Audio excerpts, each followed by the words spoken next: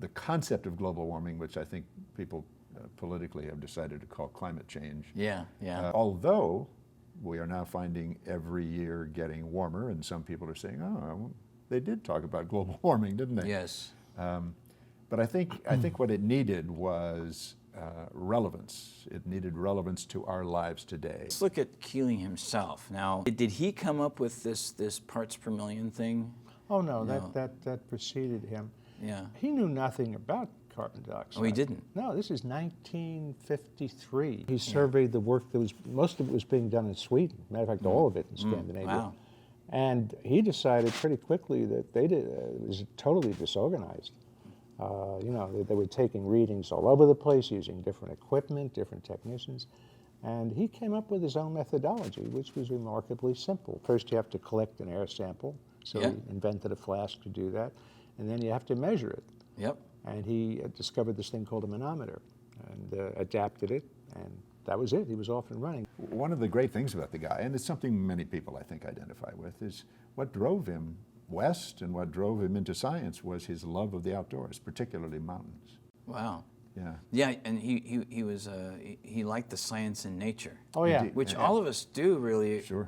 When we're young, that's when we first understand that, hey, you know, you go to a river, you go to the beach, or you you make that connection automatically, and that it arouses. You know, what makes this happen? How does this work? Yeah. And that's where it starts. He didn't realize though right away that the CO2 was going up. That was could be a problem. And then he discovered quickly that all the afternoon readings showed the same number, 310 ppm. He went all over California, all over the West, even on the East Coast.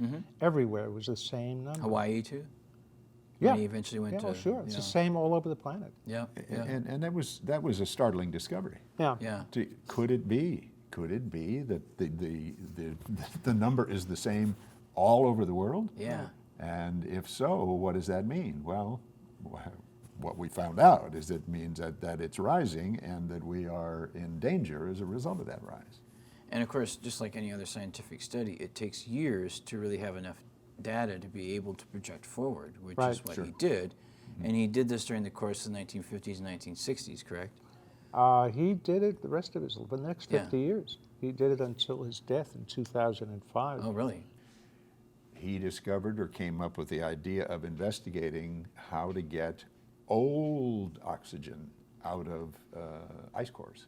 Wow. Oh, yeah. The permafrost? Is that, Yeah. He was also involved in that? Indeed. Yeah. Really? I did not. Wow. Around 1980. Phenomenal. Yeah, they discovered there were bubbles inside the ice cores they'd never been able to get inside.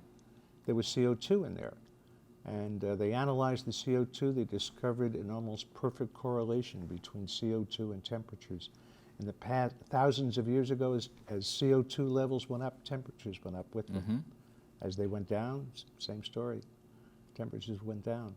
So he realized, and it sounds bizarre, but CO2 acts like a thermostat.